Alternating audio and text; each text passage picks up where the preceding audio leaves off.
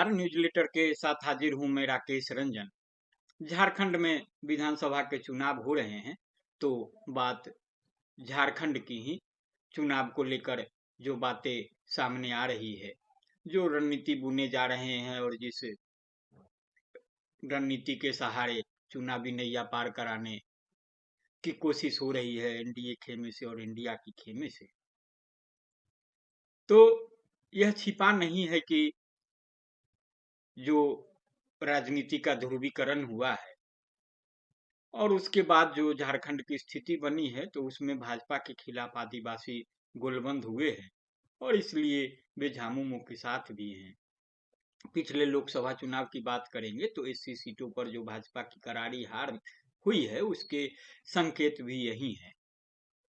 लेकिन अगर झामुमो इस भ्रम में है कि आदिवासी वोटर को कोई विकल्प नहीं है, उन्हें उसके साथ रहना ही है, और फिर इस हिसाब से अगर झामुमो या फिर इंडिया गठबंधन के अन्य घटक दल फैसले लेने लगे, उम्मीदवार बनाने लगे, तो क्या फिर परिणाम जेएमएम के पक्ष में सकारात्मक होंगे, इंडिया के पक्ष में सकारात्मक होंगे, या फिर जो भाजपा की कोशिश है कि किसी तरीके से आदिवासी वोटरों की जो गोलबंदी है इंडिया के पक्ष में, जेएमएम के पक्ष में, उसमें सेंध लगाई जाए, तो कुछ ऐसा संभव हो जाएगा।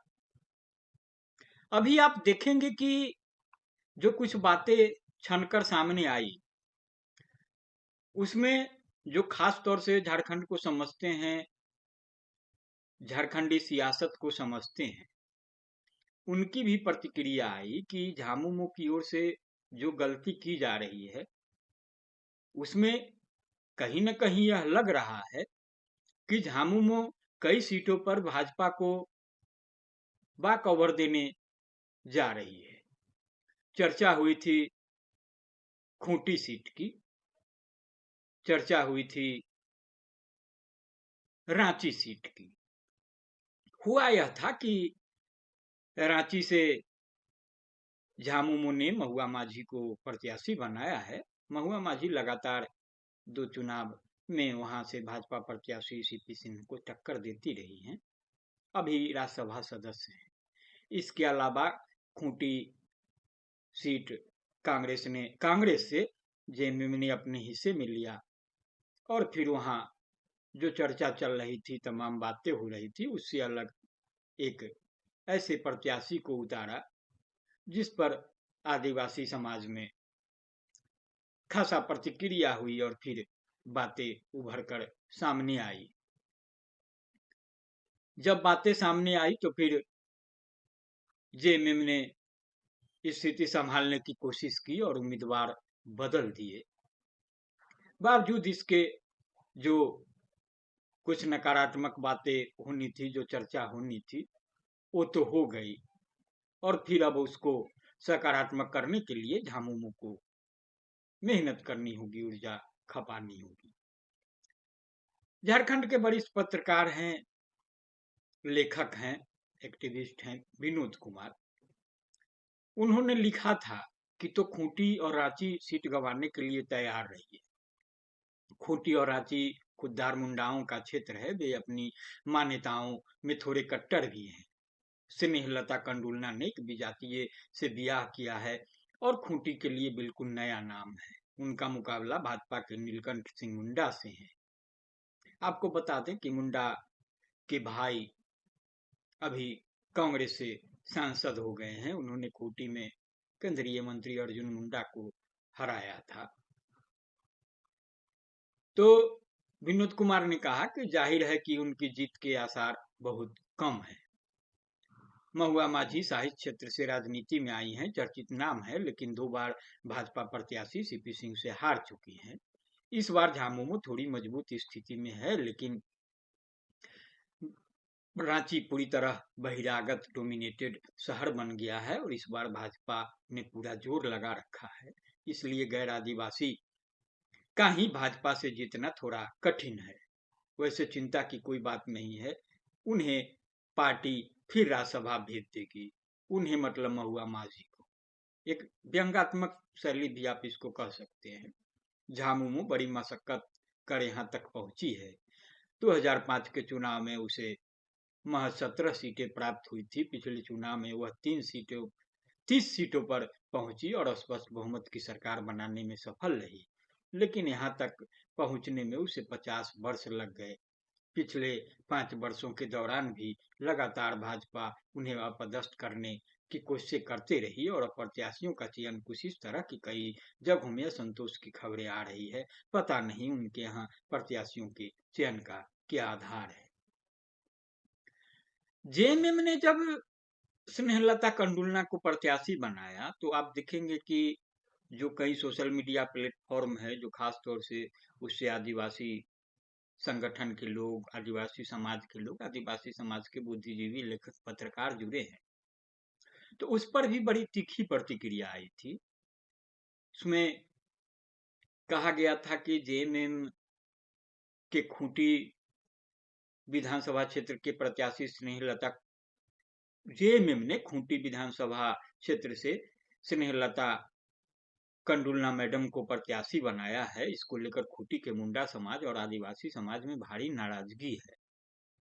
मैडम ने किसी गैर आदिवासी लड़का से विवाह किया है। ऐसे में संविधान के तमाम नियम कानून के तहत स्नेहलता मैडम को एसटी सर्टिफिकेट का अधिकार नहीं है। विपरीत स्थितियों को देखते हुए जेएमएम की केंद्रीय कमेटी अगर खूंटी पर सीट पर प्रत्याशी नहीं बदलती है तो मेरा मानना है कि खूंटी वासियों को अन्य को समर्थन करना चाहिए। उन्होंने एक संगठन का भी जिक्र किया था, तो मेरा उसका जिक्र करना उचित नहीं होगा। बातें हुई, झामुमो के जेहन में भी गई और झामुमो ने जो कल देर शाम प्रत्याशी की सूची जारी की है, 2 प्रत्याशियों की सूची, तो एक में सरायकेला से गणेश महाली के नाम रहे जो चंपई सोरेन को टक्कर देंगे।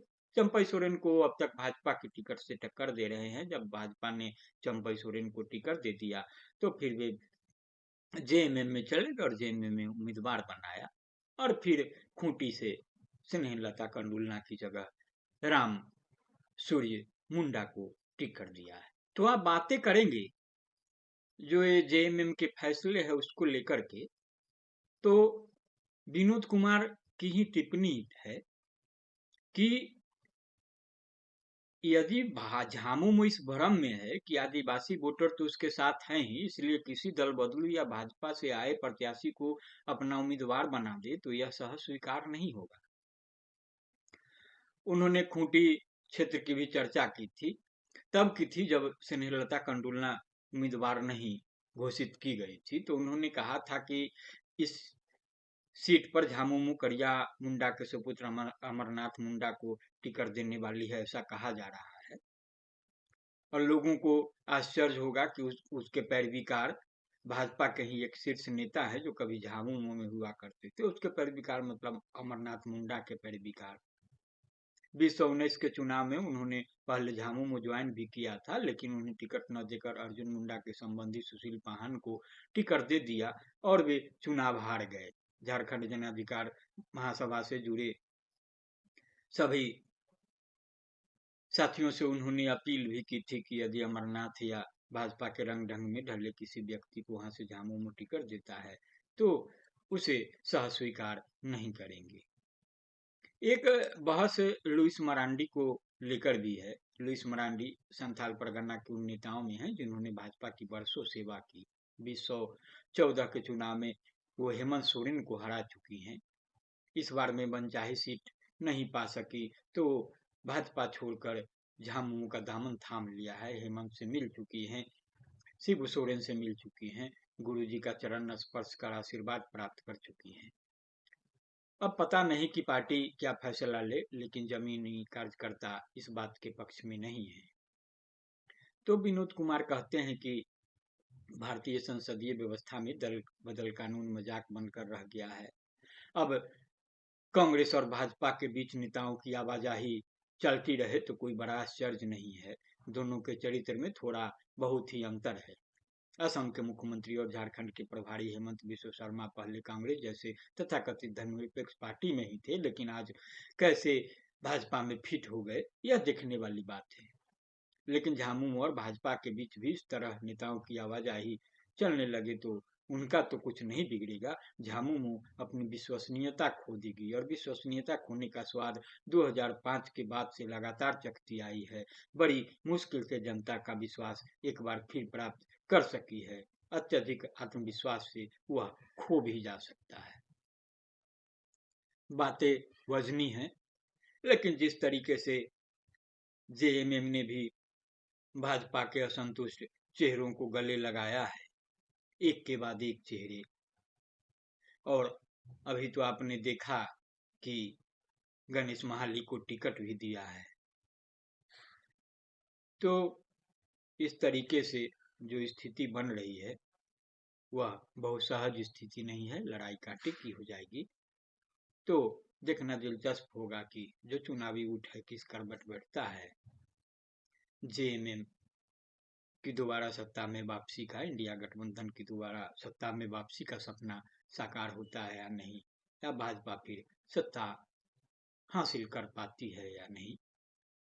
लेकिन भाजपा भी अपने तय बड़ी शिद्दत से लगी हुई है, तो इसकी अनदेखी भी जो उसके विरोधी खेमा है उसके लिए आत्मघाती हो सकती है, परिणाम नकारात्मक हो सकते हैं। तो बहरहाल आप इसे संजीदगी से सुने गुने और अपनी प्रतिक्रिया से जरूर अवगत कराएं। अगर आपने अब तक न्यूज़लेटर वितरा के सरंजन को सब्सक्राइब नहीं किया है तो सब्सक्राइब भी करें। नमस्कार।